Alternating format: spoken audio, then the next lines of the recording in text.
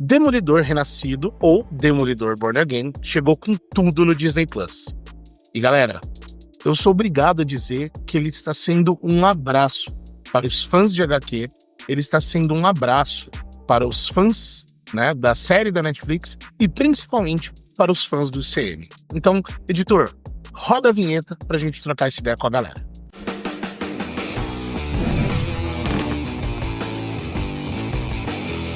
Fala, galera.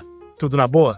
Thiago Zabo na área. Pessoal, eu realmente não conseguia enxergar, né, um futuro onde eu voltaria a ficar animado com a Disney. Por mais que em muitos momentos, né, eu fosse otimista, tentasse achar boas coisas nas obras, a verdade é que a Disney cometeu uma série de erros relacionados à Marvel que em muitos momentos pareciam que iam ignorar 100% do que foi construído desde 2008 até o final de Ultimato, no que diz respeito ao legado do CM. E não quer dizer que tudo que foi lançado pelo CM dentro desse tempo foi ruim pós-Ultimato. A gente teve Doutor Estranho no Multiverso da Loucura, que foi um filme ok. A gente teve Homem-Aranha Sem Volta pra Casa. A gente teve a série do Loki. Mas, galera, a grande maioria do que veio depois foi péssimo. A série da She-Hulk. A gente teve Homem-Formiga Quantum Mania. A gente teve Thor Love and Thunder.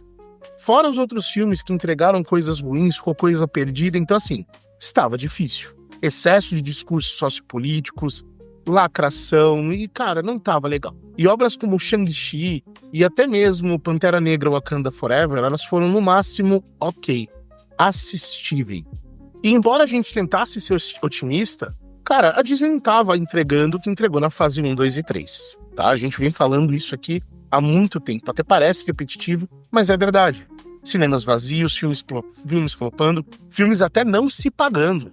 E todo mundo estava preocupado com essa série do Demolidor. Porque, vamos lá, a Netflix entregou algo incrível fazendo a série do Demolidor. Também teve a série da Jessica Jones, teve lá Os Defensores, Luke Cage, Punho de Ferro, mas Demolidor e O Justiceiro foram séries incríveis.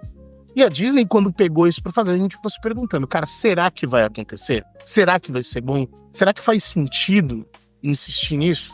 Mas a gente já sabia que isso ia acontecer por conta das aparições do Demolidor ali na série da She-Hulk e mais recentemente na série da Echo. Só que não era só a série solo. E galera, realmente a Disney se superou. A série já chegou chutando bundas, está super bem avaliada, né, no Rotten Tomatoes, e a gente vai trocar essa ideia hoje. Só que antes da gente ir pro conteúdo, vamos pro nosso ritual.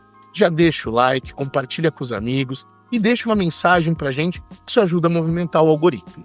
E se você ainda não é um inscrito aqui no canal, já se inscreve no canal, clica no sininho para receber as notificações e também deixa uma mensagem pra gente dar as boas-vindas a você ao nosso canal. E já que vai se inscrever, coisa de 1 minutinho, corre lá no Instagram e segue a gente, @canal_resenha Gui. Lá tem conteúdo novo todos os dias e aqui no canal, conteúdo novo todas as quartas. E galera, pra quem não lembra como acabou a 3ª temporada do Demolidor na Netflix, resumindo, né, tava tendo ali as investigações, correndo um monte de coisas acontecendo pra um lado e pro outro, e acontece o casamento do Wilson Fisk, um demolidor falso, que na verdade era um mercenário, aparece no casamento, tenta acertar a Vanessa, que é a esposa do Wilson Fisk, e o Wilson Fisk, Demolidor impede, uma treta entre os três acontece, o Wilson Fisk acaba quebrando a coluna do mercenário, e aí tem um embate, de trocação franca entre ele e o Demolidor, porradaria, e aí o Demolidor acaba vencendo. Ameaças são trocadas, aonde o Fisk fala que nunca vai deixar de perseguir a Karen Page, o Fog Nelson, que são os amigos, né, do Matt Murdock, que é o Demolidor. O Demolidor fala que se ele for atrás das pessoas que ele ama, ele vai atrás da esposa do Wilson Fisk, a Vanessa, vai incriminar, ela vai ser presa e o bicho vai pegar. E os dois concordam, como cavalheiros, em criar um tratado onde um não vai atrás da família ou dos amigos ou das pessoas queridas do outro. O Wilson Fisk acaba sendo preso, o Fog Nelson, junto com a Karen Page e o Matt Murdock, acabam comemorando, e a série acaba com o pessoal reconstruindo ali, parece, a coluna, né, do mercenário.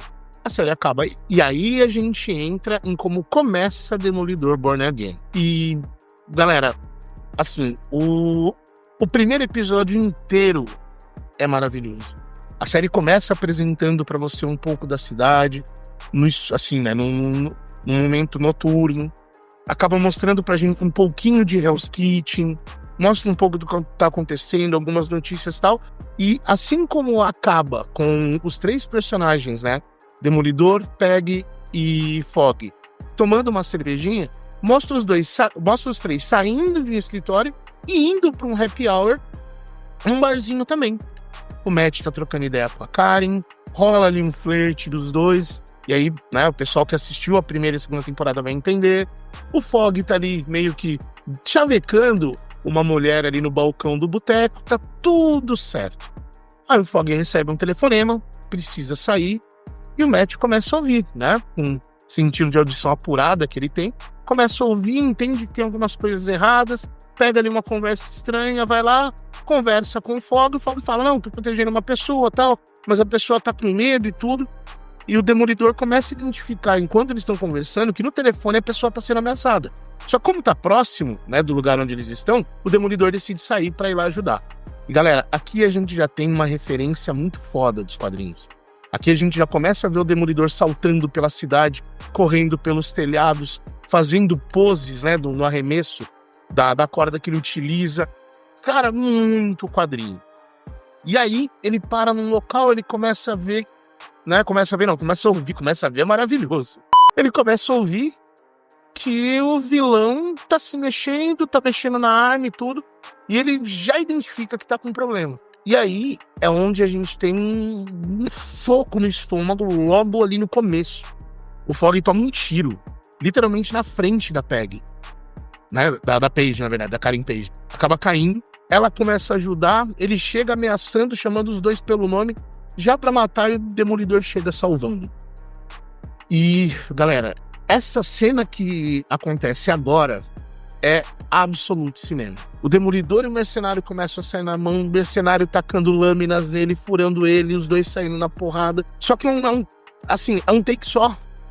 Então os dois estão brigando, você tá vendo no fundo a porta, o lado de fora da porta do bar, a Peggy tentando ajudar o Fogg, as pessoas dentro do bar sendo resgatadas, aí a câmera acompanha de novo a treta e os dois na trocação, a fuga, o Demolidor indo atrás, sabe? Parece um jogo em primeira pessoa. E a coisa acontecendo, só que enquanto isso, o Fogg tá lá no chão. E o Demolidor tá lutando, salvando pessoas, tirando coisas da frente e enfrentando diretamente o vilão e ouvindo os batimentos cardíacos do melhor amigo dele diminuindo pouco a pouco. Gente, imagina o desespero de alguém que vocês amam, um amigo, um parente, enfim. Você ouvir os batimentos, você saber que a pessoa tá presa a morrer, só que você não pode fazer nada pra ajudar. E ainda tem uma ameaça pra você enfrentar. Cara, se isso não é absoluto cinema, eu não sei o que é.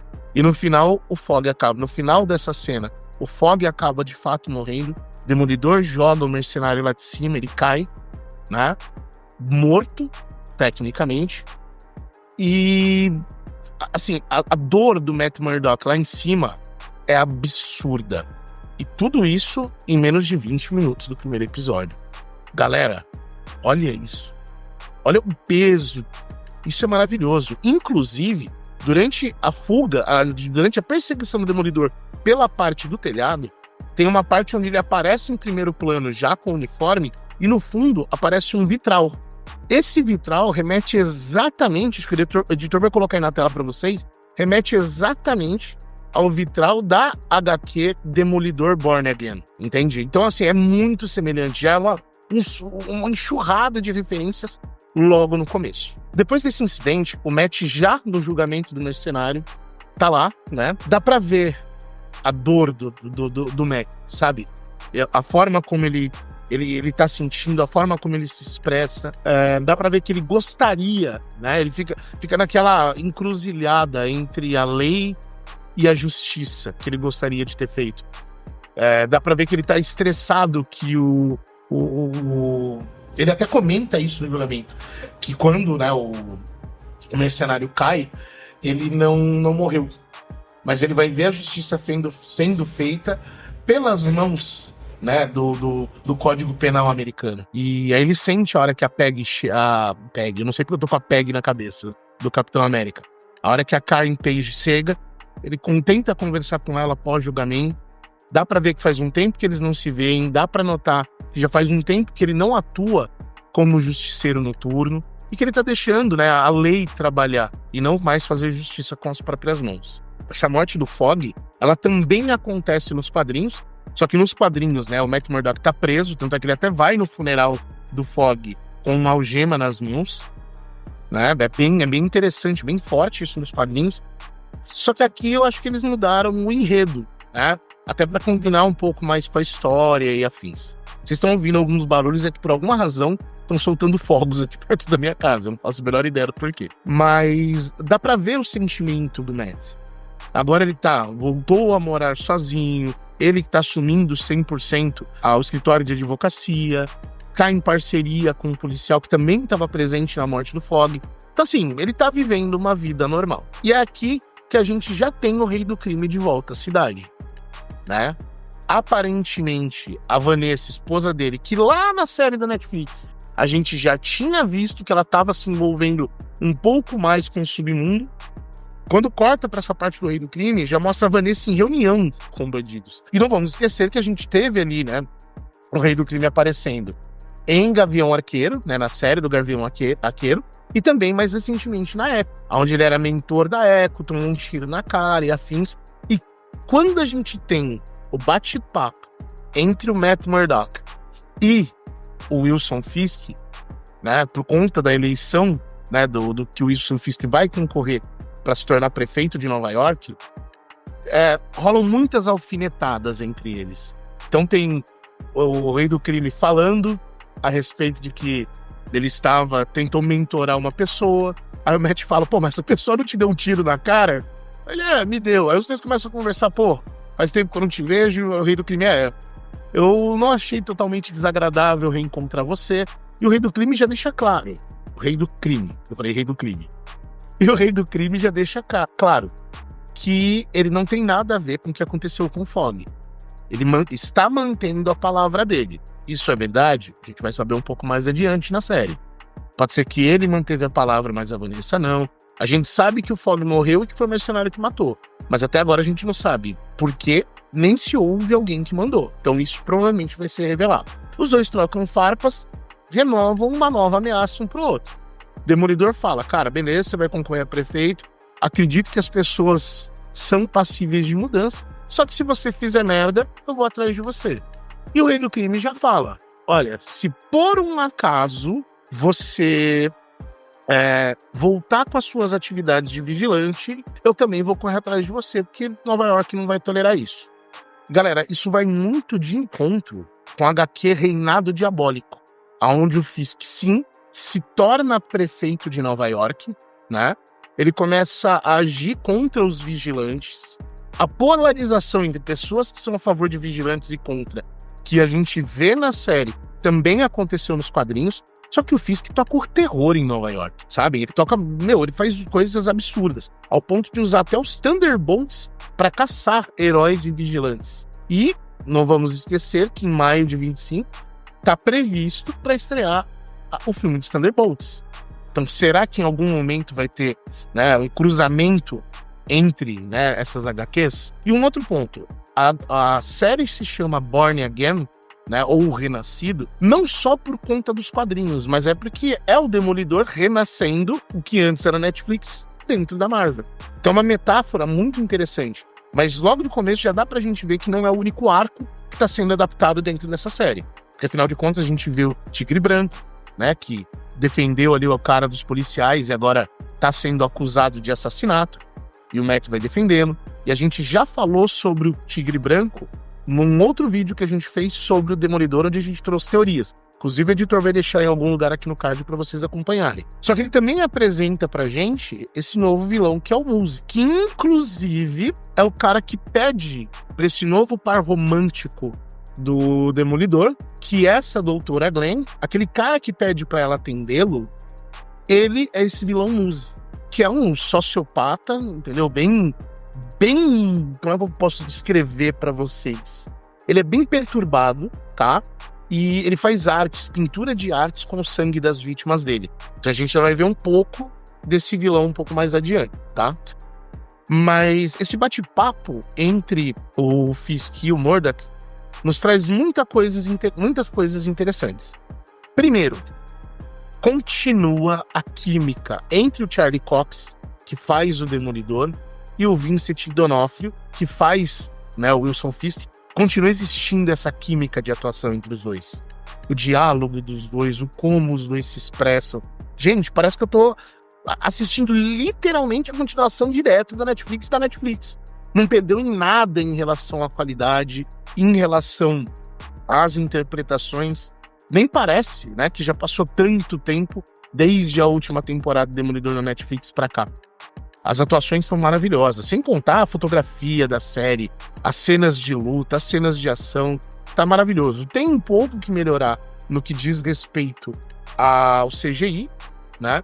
Principalmente ali na partezinha do telhado, mas assim, não é nada que desabona a experiência completa da série. Um outro ponto importante são algumas referências que acontecem durante o primeiro e o segundo episódio.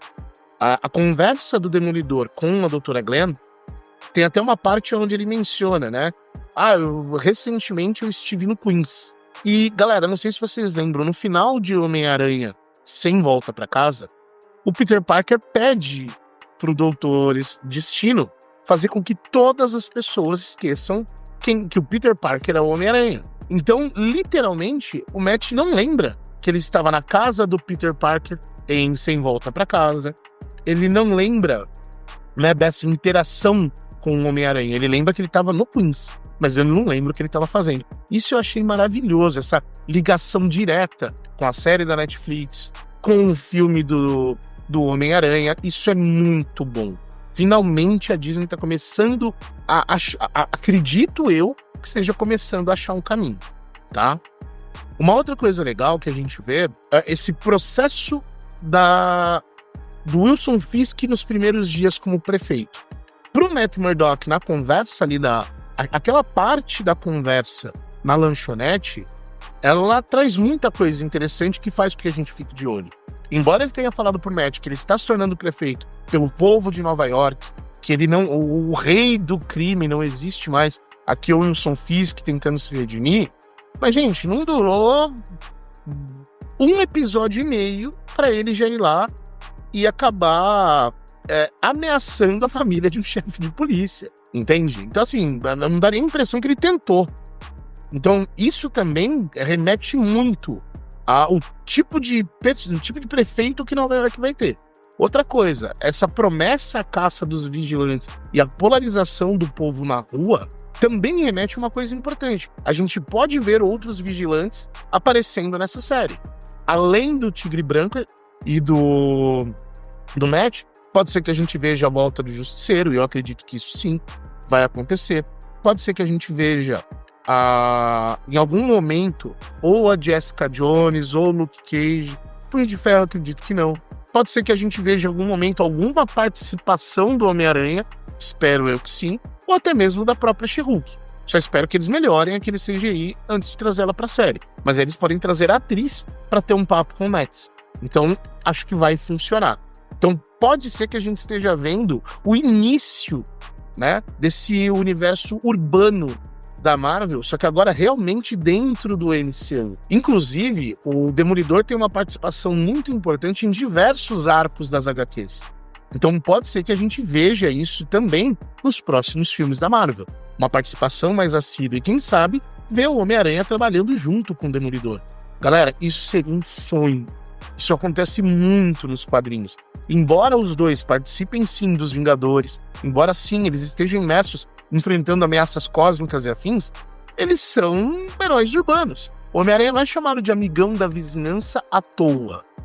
Então, é possível que a gente veja isso no futuro muito próximo, e eu vou confessar pra vocês que eu tô muito animado. E por esses e outros motivos, galera, eu sou obrigado a dizer que, cara, assim, a Marvel deu um abraço nos fãs, ela fez um carinho nos fãs. Aquilo sim é um conteúdo nerd de qualidade. Tanto é que não é à toa que já fazia muito tempo que a gente não via algo parecido no Rotten Tomatoes. A crítica tá dando 83% de aprovação e o público tá dando 84% de aprovação. Cara, não é tão difícil. Parece que pra Marvel era muito mais fácil fazer filme cósmico do que fazer filme de rua. E, cara, tá aí, tá feita a prova viva de que dá pra fazer algo bem feito, que empolga os fãs, que fazem com que a gente queira assistir, com que a gente não queira perder um episódio semanal, ou que a gente não queira perder um filme que vai lançar e queira assistir isso no cinema. Então, Marvel, obrigado. Só que ao mesmo tempo vou pedir, não caguem na série daqui pra frente. Porque assim, por enquanto a gente tá vendo 2 episódios. Não só eu, como muitos outros canais nerds estão extremamente hypados em relação a Demolidor. E eu tô falando muito bem da série. Mas eu ainda tenho meu pé atrás e tô tentando manter o pé no chão. Porque a qualquer momento a Marvel pode surpreender pra baixo. Porém, o discurso que o Bob Iger deu algum tempo atrás, falando que eles iam se afastar ali da cultura woke e focar no entretenimento, parece que pelo menos desses 2 episódios de Demolidor tá sendo bem feito. E é isso que a gente queria ver. Eles estão deixando a gente sonhar. Pois é, galera. Tô muito feliz com o que eu vi em Demolidor. Confesso que eu tô tendo que controlar minhas emoções, porque ao mesmo tempo que eu tenho muita esperança de que dê muito certo no futuro. Eu sei que a qualquer momento a Marvel pode colocar tudo a perder, então eu tô tentando conter as minhas emoções. Mas e vocês? Gostaram dos episódios? Assistiram, né, ao episódio 1, episódio 2? Já tinham visto o Demolidor ali na Netflix? Tão hypados com o que tá acontecendo? Deixa aí nos comentários. E se você chegou até aqui, obrigado demais pela audiência, obrigado demais por estar ajudando a gente a crescer. Vocês estão fazendo parte dessa construção e, cara, a gente é muito grato por isso. Eu vou ficando por aqui, mas eu vejo vocês no próximo vídeo. Valeu, galera! Fui!